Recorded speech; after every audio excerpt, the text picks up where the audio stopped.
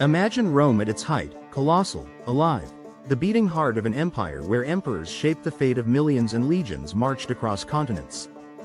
From the forests of Britannia to the sands of Arabia, Rome ruled nearly a quarter of humanity. Roads spanned thousands of kilometers, aqueducts carried water, trade flourished, and peace, the Pax Romana, reigned for 2 centuries. But beneath the surface, cracks formed. The empire was too large, costly to maintain, and dependent on conquest for slaves and resources. When expansion stopped, so did the flow of wealth. Taxes soared, poverty spread, and trade routes faltered.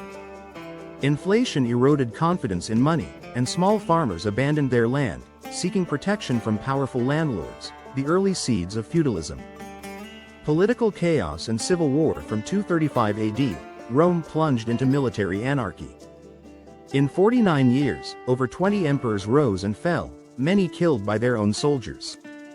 Civil wars consumed the legions while borders lay exposed. Germanic tribes crossed the Rhine, Sarmatians raided Pannonia. Even Roman troops looted their own cities. Authority collapsed, and unity fractured. To save the empire, Diocletian split it in 285 AD into East and West.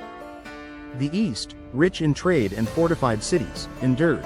The West, plagued by invasions and weak leadership, decayed. Rome itself was no longer the seat of power, its capital moving to Milan and Ravenna. The barbarians, to Romans, barbarian, meant anyone outside their cultural sphere.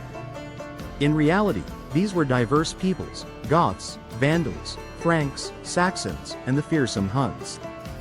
Many had long served Rome as allies and soldiers, but arrogance and mistreatment bred resentment. Diplomacy crumbled, and migrations, driven by population pressures and the Huns' advance, turned into avalanches.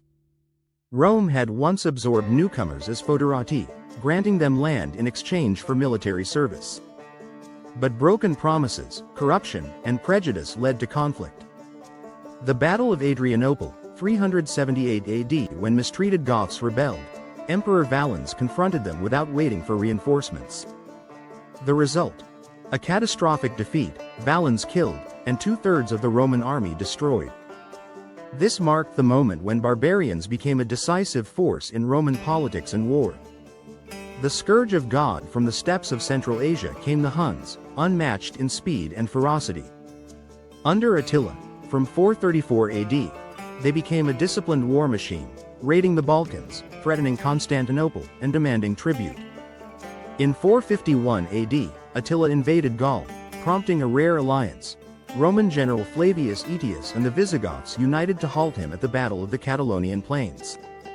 Attila retreated but returned the next year, devastating Italy before mysteriously turning back after meeting Pope Leo I. He died in 453, his empire soon dissolving, but the West was left broken. Rome sacked long before Attila, the unthinkable happened. In 410 AD, Alaric and the Visigoths, once Rome's allies, sacked the Eternal City. Though not utterly destroyed, the psychological blow shattered the myth of Roman invincibility. In 455 AD, the Vandals under Genseric struck again, this time from the sea. For 2 weeks they plundered Rome with precision, seizing treasure, relics, and hostages, leaving the city hollow and humiliated. The word, vandalism, would later immortalize their name. The last emperor by 475 AD, the Western Empire was a shadow of its former self. A teenage emperor, Romulus Augustulus, ruled in name only, placed on the throne by his father, the general Orestes. In 476, the barbarian commander Odoacer demanded land for his troops. Orestes refused.